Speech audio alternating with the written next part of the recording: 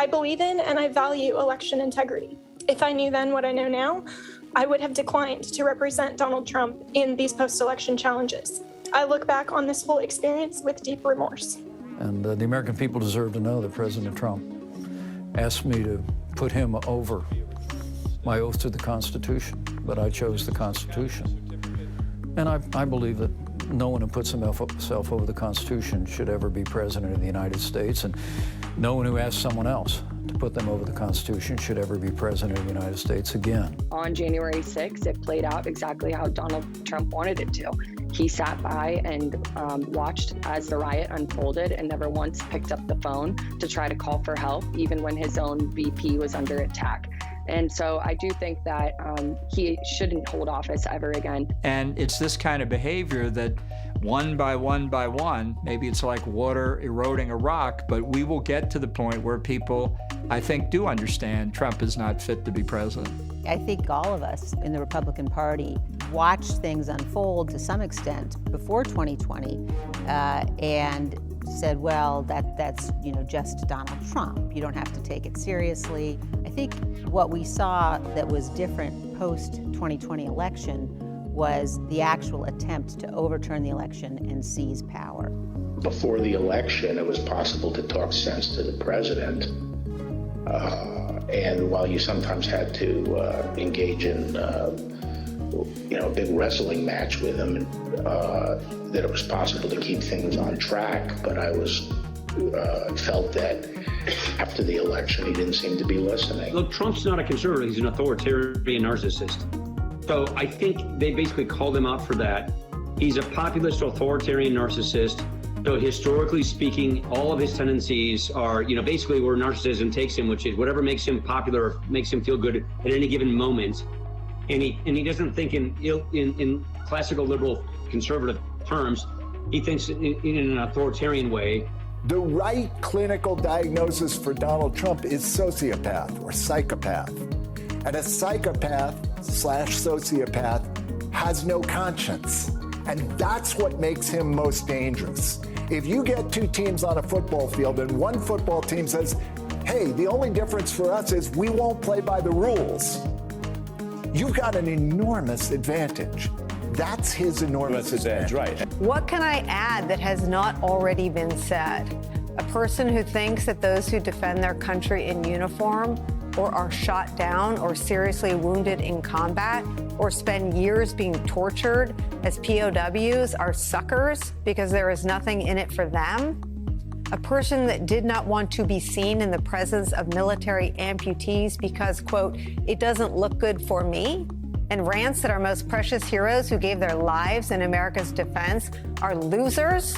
What President Trump needs to do in this campaign, it needs to be about rebuilding, restoring, renewing America. It can't be about revenge. He's talking about retribution day in, day out. He needs to stop that. He needs to stop that. I just want to put the Surgeon General's warning label on him. Smoking the Trump crack off of Twitter is really bad for your health and the health of the world, okay? And so I'm declaring that as a de facto political Surgeon General.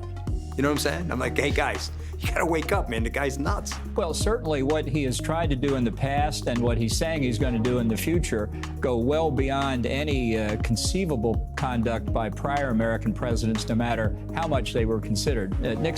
Richard Nixon looks like a choir boy next to Donald Trump. Donald Trump is the first president in my lifetime who does not try to unite the American people, does not even pretend to try. Instead, he tries to divide us. Let me be very clear.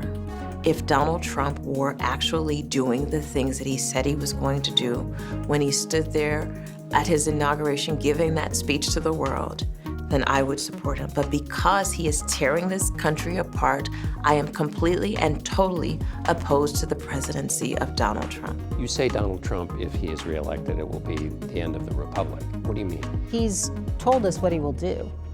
People who say, well, if he's elected, it's not that dangerous because we have all of these checks and balances, don't fully understand the extent to which the Republicans in Congress today have been co-opted.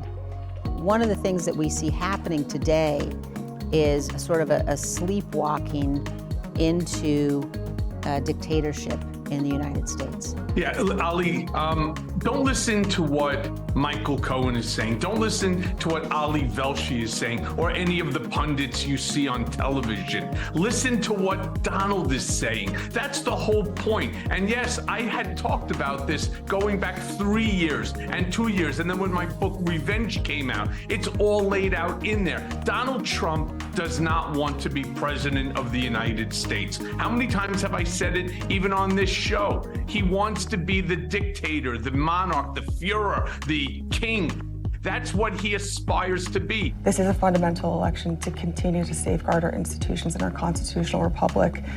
But if we crumble as a nation, we're setting the example for generations to come, not only in the United States, but on the global stage, that democracy is an experiment and it's not guaranteed. We're extremely fragile as a country, and so is the democratic experiment. Donald Trump is willing to risk his life in prison to save our country. He could suspend his campaign today, and all of these phony charges would go away overnight.